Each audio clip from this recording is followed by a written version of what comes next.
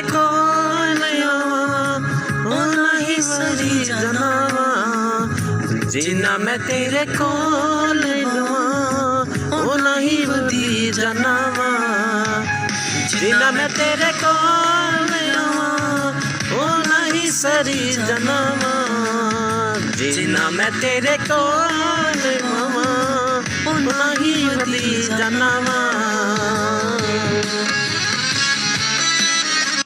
हाय प्रियो और सभी को गॉड ब्लेस यू आज के दिन के लिए।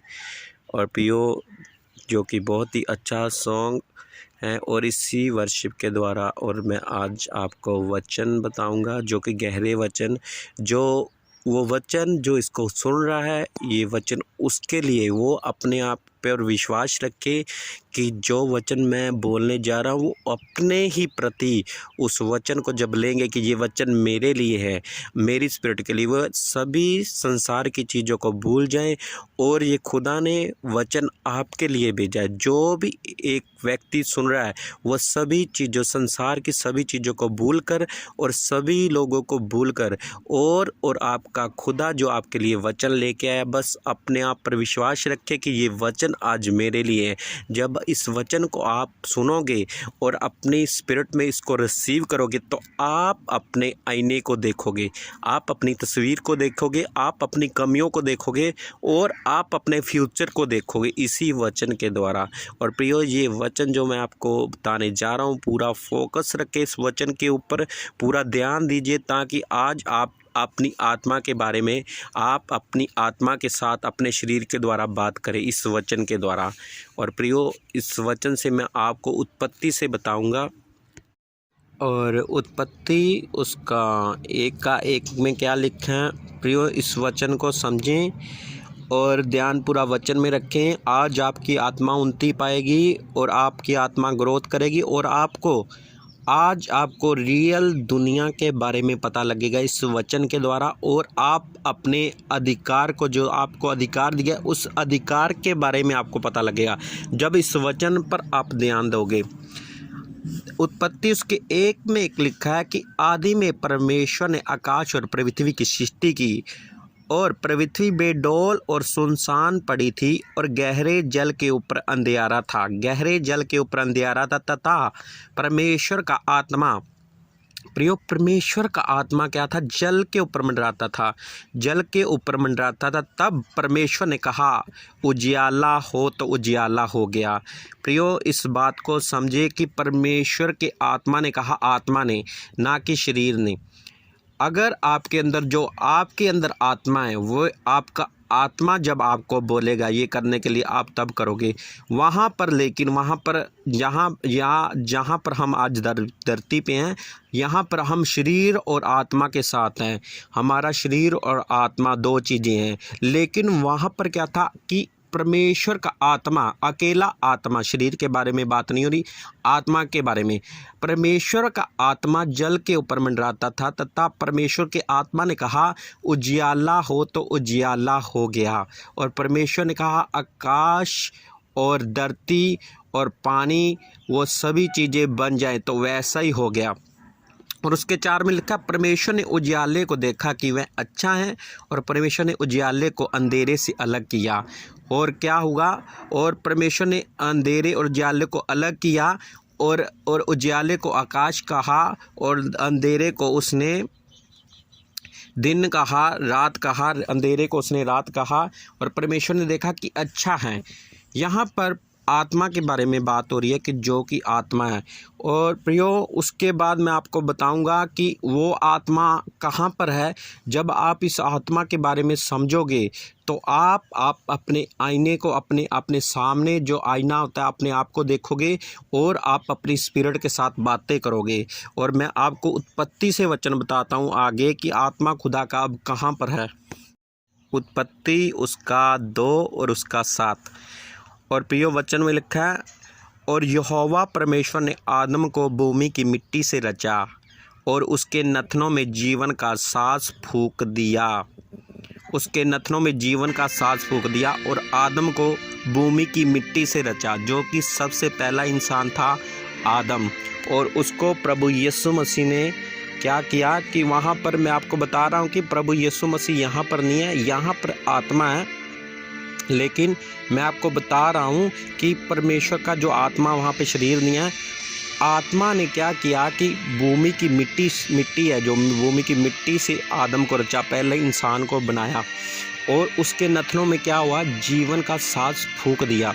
और जैसे ही जीवन का सांस उस मिट्टी के अंदर गया तो वह एक जीवित प्राणी बन गया। पहले परमेश्वर की आत्मा ने मिट्टी को लिया, उसको गूंदा और उसका आकार इंसान जैसा बनाया, और उसके बाद क्या हुआ कि वो सांस को उसने मिट्टी के अंदर फूंक दिया, उसके नथनों में सांस फूंक दिया, और आदम वैसे ही जीवित प्राणी बन गया। और आदम के अंदर आप प्रियो आज भी आप देखोगे कि मैं आपको एक ये रहस्य बता रहा हूँ, और प्रियो आप यहाँ पर देखोगे कि प्रभु के आत्मा ने आदम के अंदर जब सांस फूंका तो वह जीवित प्राणी बन गया, और वो उस आत्मा ने मिट्टी के अंदर जान डाल दी, मिट्टी के अंदर जान डाल दी। क्योंकि आज जैसे हम बीमारियों में चलते हैं, अगर आप खुदा की आत्मा को नहीं समझते तो आप उन्हीं बीमारियों में फंसे रहोगे। अगर परमेश्वर का आत्मा एक मिट्टी के अंदर वह सांस को फूंक कर मिट्टी के अंदर जान डाल सकता है, तो आप तो एक जीवित प्राणी हो, तो आपके अंदर वह खुदा की सामर्थ क्यों ना काम करेगी।